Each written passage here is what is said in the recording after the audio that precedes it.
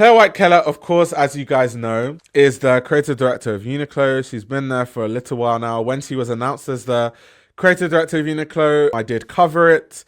This was because, and fashion is still in this phase, there was a lot of fashion musical chairs. Clare Waight Keller was a free agent at the time. She was linked with a lot of brands that were popping up with vacancies at the time. And then it was eventually announced that she was the creative director of Uniqlo. Of course, she has her own line at Uniqlo called Uniqlo-C. She also designs the mainline stuff. And she does say that a lot of her ideas that she uses for Uniqlo-C, she wants that to filter into the everyday wear of Uniqlo and the mainline, which is why it's very important and interesting to see what she's doing with Uniqlo-C, to see how that influences the wider range that Uniqlo sells.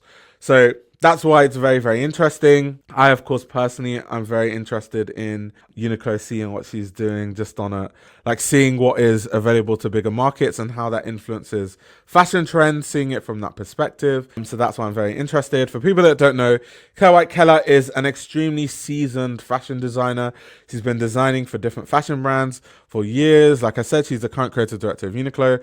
As you can see here on BOF, she's been in many different roles. She's been a senior designer at Gucci. She was there when Tom Ford was there. She was also there for a little bit when it was John Ray, Alessandra Facinelli, and Frida Giannini that were doing a lot of things. She has also been artistic director at Givenchy, creative director at Chloé. Here, I think they didn't update it because it says 2017 to present. So that needs to be updated. But she did leave Givenchy in 2020. So they need to update that. But yeah, so Clare Waight Keller is actually quite... I remember when she was announced as the creative director at Uniqlo, it was quite shocking, because you would just think that her design skills are a bit too advanced, to be honest, for a brand like Uniqlo. However, it also makes sense because it means, you know, it actually allows Clare Waight Keller to have designs that influence a wider range of fashion. And it also influences a wide array, of what actual people are wearing on the streets. And I know lots of designers get a lot of satisfaction from that. I mean, even you think of the likes of Yohji Yamamoto.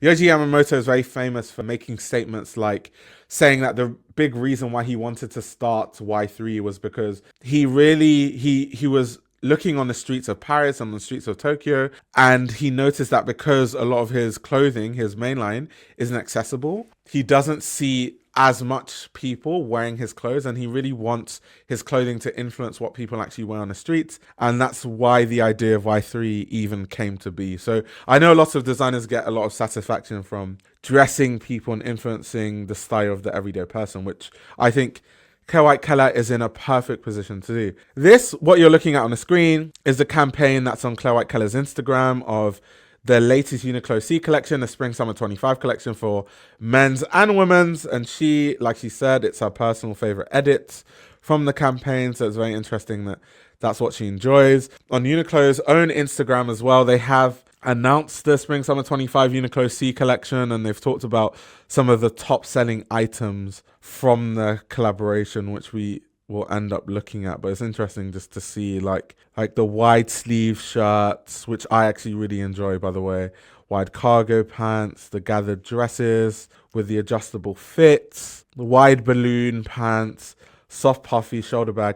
And it's funny because these are very much like Clare Waight Keller. It's very Clare Waight Keller Givenchy, like very clean lines, clean aesthetic, just done in a more wearable way because it's Uniqlo, right? So I find all of that very interesting. Let's go Uniqlo-C cargo shorts, yeah. Siobhan says, yeah, that's cool. Sounds like a seamless partnership. I was wondering if people have told her about the position with them, because we all know how snobby the industry is. Yeah, I mean, a lot of people were being very trolly about it, but I can very much understand why she would be there. Also, we need to remember money too. Like Fast Retailing, which owns Uniqlo, has a lot of money because Uniqlo makes a lot of money. So I don't know what her salary is, but it could actually be higher than when she was at Givenchy, funny enough. So that could also be another reason that led her to the Uniqlo job. I think some of us forget how big some of these like fast fashion brands are. Like they're huge. They are huge, like really, really huge. Luke says, unfortunate because the designs are so great, but the fabric compositions are heavy polyester blends. And yeah, that's also one drawback to Clare Waight Keller's Uniqlo, because as great of a designer that she is, she can't really, like, she has no control over the supply chain. It's just going to be the same supply chains. It's not like she's going to tell Uniqlo, don't produce in this factory, produce in that factory. And so they're going to make things more affordable, and there's going to be a lot of polyester and, you know, really low quality fabrics used, even if the shapes are really great. That's just a really big issue. But I guess a good thing is at least you can get the Clare Waight Keller aesthetic at a more affordable price. I think that's what is more great about it. But yeah, there's pros and cons, like we've been mentioning. This is really cool. Like the bomber jacket with, is that a side zip or is that just like a, okay, it's like a slit. It's not actually a zip, it's a slit. That's really cool. That's cool. It adds a shape. Okay, it's also waterproof. I just like Clare Waight Keller shapes. Like I like that when, like stuff like this, for example, when she does a shirt, the sleeves are really relaxed and wide, because I don't like shirts with tight sleeves. I like shirts with these sort of wider sleeves. This is definitely like the kind of shape of shirt I like, and it's cropped in the body. You guys know this, I talk about it all the time, but I have a very short torso and really long legs. So any shirt that's cropped in the body works perfectly for me. And this actually is perfect. Elongated sleeves, wider sleeves, and then also a cropped in the body. Like that is literally perfect for someone like me. Completely perfect. Okay, it said adjustable side, maybe a zip. Okay, I need to look at it again. Siobhan says great color. Yeah. I think the worst one in how it went from design to actual product is the pleated dress, because it looks so flat. This tank top thing is very funny. Do you know what this white tank top reminds me of? There was a time in fashion when every brand was doing like a chic white tank top. So we had Bottega Veneta doing one. This is when Matteo Blasi was still at Bottega. We had Prada doing a white vest. We had Gabriella Hearst at Chloé doing one. We had, you know, Clare Waight Keller and Givenchy doing a chic white vest. So it reminds me of like a few years ago when everyone was trying to make the ultimate chic white vest, and it seems like she hasn't gotten away from that. Very interesting. Everyone just trying to make that perfect chic white dress. Okay, we've got some oversized hoodies that are really cool, because once again they have the wide sleeves that I really love. Okay, an oversized cotton dress with the short sleeves but long short sleeves, like half sleeve in a sense. Okay, is this the pleated dress? Oh yeah, it does look really flat. Oh yeah, it definitely looks really flat. These aren't the best pleats at all. I can see exactly what you were saying in the chat, by the way. I can really see that. Yeah, I've liked most of the looks in this collection, but yeah, this is actually one of the looks that isn't that great. Yeah, and these, because the pleats are also not that great, I can imagine that if you store them the wrong way or whatever, it can completely remove the pleats, like totally. Like when someone walks, like look at her knee, the model's knee. In that position, the pleat should not be like completely flat like that. That, like, no, that's not that great. That's not fantastic. But yeah, outside of that though, I'm really enjoying this collection. The shirt with the really, really short sleeves. I really, really like the collection. I'm not going to lie to you. I think it's a really, really nice, strong collection by Uniqlo standards anyway. This is really cool. Unfortunately, I'm not a 5'6" woman. Otherwise, I would have like maybe gotten some stuff from it. Of course, it's still fast fashion, so you have to think like what fabrics are being made, and I'll probably have to like see if I can go to a store where the stuff is available and actually try some stuff on, feel the fabrics, and see what I deem could last a long time. Because as you guys know, I don't really buy clothes that often, and when I do, I buy stuff that has to last a long time, because I buy clothes with the sole intention of wearing it into the ground. So that's kind of a drawback to the Uniqlo, because it would be hard for me to buy a lot of Uniqlo-C despite loving it aesthetically because of how it's made and the fabrics being used. This e-com brand I used to work for in Chadwell Heath had their overseas production done at the same factory in China that did their outerwear. Are you talking about Uniqlo? Interesting. But yeah, I think it's a very, very solid collection. Let me look at the menswear side. I always have to look at women's wear first, because women's wear is always more interesting, just inherently. Also, talking about the press release, by the way, while you guys look at the campaign. So this collection is actually named Essentials for City Life. So this collection is supposed to be a collection that gives you like elevated city wear that you can wear you know, while you're walking past cityscapes and then an urban landscape, right? Is how they were kind of putting it in the press release, which is like, you know, they have to write all this stuff. It's just like, yeah, this cool to wear in a city. We can leave it there. But it's really, really cool. It's very fuss free. It's very wearable. I like it. And I covered when Clare Waight Keller first joined Uniqlo, and she did this really big interview on her intentions. I think that was with Vogue, but you can find that live stream if you guys want to watch it. But she talked about her intentions for her time at Uniqlo and how a lot of her Uniqlo-C collections are going to inform the main line, and how she doesn't just want to make all this like specialty stuff for Uniqlo-C. She really wants to, you know, refine what Uniqlo does in a broader sense. So that's kind of been her stick. She kind of wants to blend sort of like easy to wear functionality that's known with Uniqlo with a certain elegance and practicality and interesting silhouette that she's known for. And so that's kind of why I find her Uniqlo really appealing so far, and why, even though she hasn't done that much at Uniqlo, I've really enjoyed what she's done at Uniqlo so far. But anyway, let's look at some of the menswear looks and see what they've got for us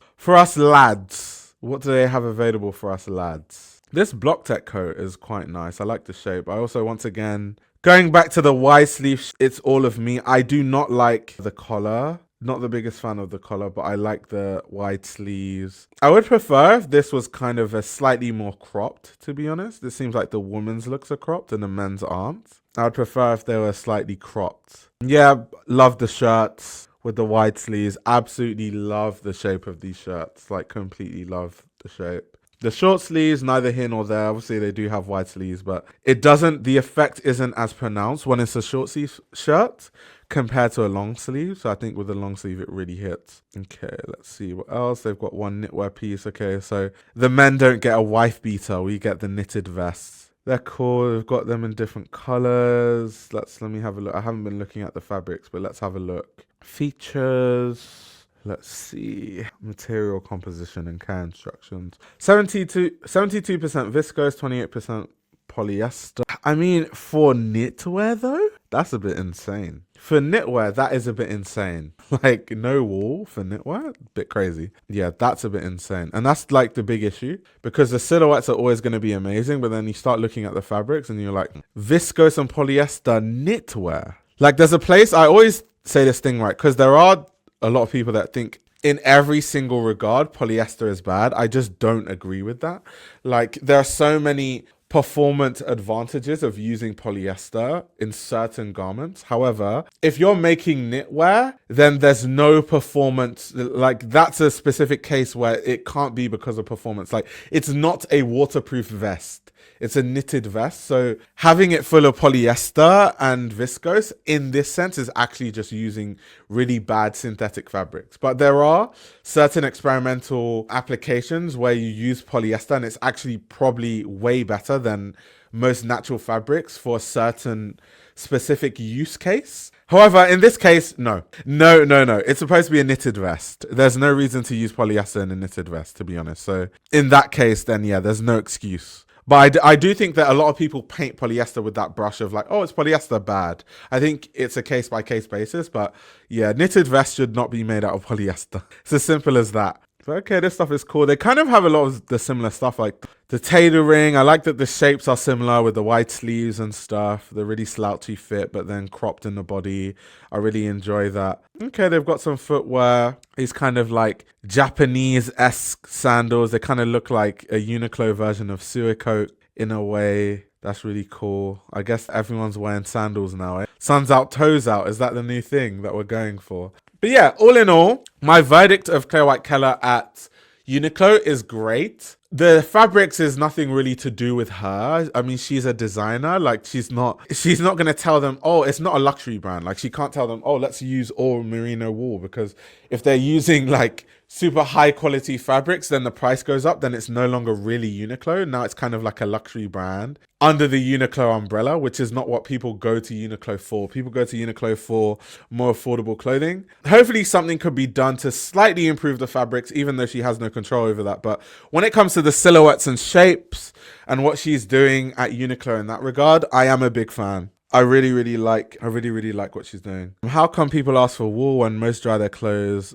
with hot tumble dry. I mean, I like wool. I never use a dryer. Genuinely, I cannot remember the last time I dried my clothes in a dryer. I always air dry it. Like I've not used a dryer in years. Like definitely since I got into fashion properly. So I was maybe like 20 years old, maybe 19, 20 is like when I was working in fashion since 18, but when I was really like started to learn about how to properly take care of all different fabrics, I was about 19, 20. So that's like 8, 9 years ago. I haven't used a dryer since then. So me personally, I prefer wool because I don't use dryers. But yeah, it's a good point because a lot of people always ask for all these fabrics and they don't even know how to take care of the fabrics. And then they destroy the fabric and then they say that, oh, this brand makes bad quality garments. And it's like, no, you just didn't care for the garment correctly. You didn't read the care label properly. Like a lot of people will like buy clothing that is very clearly and obviously not machine washable. You're supposed to take it to the dry cleaner and then they slap it in the washing machine and it gets destroyed and they're like, yeah, I washed it once and everything disintegrated. And I'm like, can I have a look at the care label? It says you shouldn't wash it in a washing machine. It says it's not suitable for machine washing and you just did that. That's crazy. People in the US are so accustomed to clothing dryers. When I moved to the UK and lived elsewhere in Europe, I had to get used to doing without them. Maybe it's also a more common thing in the US, but in the UK too, a lot of people use dryers. Like even in my house, there's a dryer and because you guys know, well, some of you might not know, but I live in my parents' house. So when my family is around, they use the dryer because they could care less and they're not into fashion the way that I am. So they don't necessarily know how to care for their clothes. And it's more just about saving time. That's why they use the dryer. But yeah, I would never use it, to be fair. Completely damage my clothes and shrink my clothes too, which I don't want to happen. So that's why I wouldn't really do that. I feel like for athletics, like athleisure wear, you need dryers. Really? From my experience, first of all, I don't use dryers, like I said. From my experience, athletic wear dries faster when I air dry it because athletic wear is like a lot of it is like dry fit and stuff. So it's made to be sweat wicking. It's supposed to not retain moisture. So it gets rid of moisture very easily. So normally when I air dry stuff, the stuff that I can remove the quickest is normally the sportswear. And it's normally the wool and the cotton that just absorbs liquid that takes forever to dry. And that's actually the hardest stuff to dry. So I don't actually know that to be true, to be fair. I think actually from my experience, it's the athletic wear that needs the dryer the least, to be honest. And probably heat would probably damage your athletic wear the most because a lot of that stuff is polyester. A lot of athletic wear is made in synthetic fabrics and heat would damage your stuff very quickly. Like that's how microplastics end up in your washing machine. Your washing machine and your dryer starts to become a house for microplastics. I think heat definitely causes that. For instance, maybe it's just me using Amazon gym pants. Yeah, because like athletic wear to me dries so easily because it's made to be that way, like extremely easily. Yeah, I never dry my athletic wear unless it's very, very old and I don't care about it anymore. That's fair enough. Getting that plastic and spandex cooked in the dryer. Don't put synthetics in the dryer. Yeah, you really shouldn't. You're really going to damage it. I grew up pretty poor, so we either went to the laundromat or hung our clothes. I'm from the US and lived in the city. Not everyone has access to dryers in the US. Yeah, and that's the thing. It's kind of funny because obviously using a dryer is really expensive anyhow you cut it. If you have to go to the laundromat, you have to spend extra money to use a dryer. If you have a dryer at home, dryers are one of the appliances that takes the most electricity. So if you're using your dryer a lot, your electricity bill is going way up. So either way, it's like more expensive and simultaneously it's worse for your clothing. So it's quite funny that doing the cheaper thing is actually better for your clothing. But yeah, a lot of people use dryers. I think most people just do it because it's convenient. You can have your stuff dry like in an hour or two. That's the main reason why people use it, to be honest, more so than anything else. But yeah, please guys, don't wash. And even in a washing machine, guys, expert tip, try to wash your clothes on the lowest temperature. I know a lot of people that in a washing machine, they turn everything up to 60 degrees Celsius and stuff like that, as if they're washing. I think whites are the only thing that is suitable to wash in like really high heat. And even then I really wouldn't, because the heat will get rid of like the dirt and stuff, but it might damage the actual properties of the fabric itself. But when you're washing colors, you should just not be washing colors at really high temperatures. Like you should be cold washing your colors specifically. So expert tip, garment care 101 from me to you. So yeah, everything needs to be cold, guys. Don't be washing your clothes in crazy heat. You're just going to damage your garments. But yeah, that's the whole story and news on Clare Waight Keller's Uniqlo. Like I said, I'm a really big fan. Will I be buying a lot of it? Probably not, because the fabrics and a lot of it probably won't last the longest. However, if like they did change a lot of the fabric compositions, I definitely would look into maybe buying a few pieces, but we'll see. Let me know what your thoughts are on Clare Waight Keller's Uniqlo. This YouTube channel runs on your support. If you want to support the channel, you can subscribe to my Patreon. You'll gain access to exclusive content that includes everything from my Patreon podcast, where I give a behind-the-scenes insight into the fashion industry, as well as a fashion book club, where I review my favorite fashion books. You can also check out my fashion ebook, which highlights the best fashion journalists to follow, definitions of common fashion terminology, and how to determine what a good source of fashion information is. The links to everything are in the description below.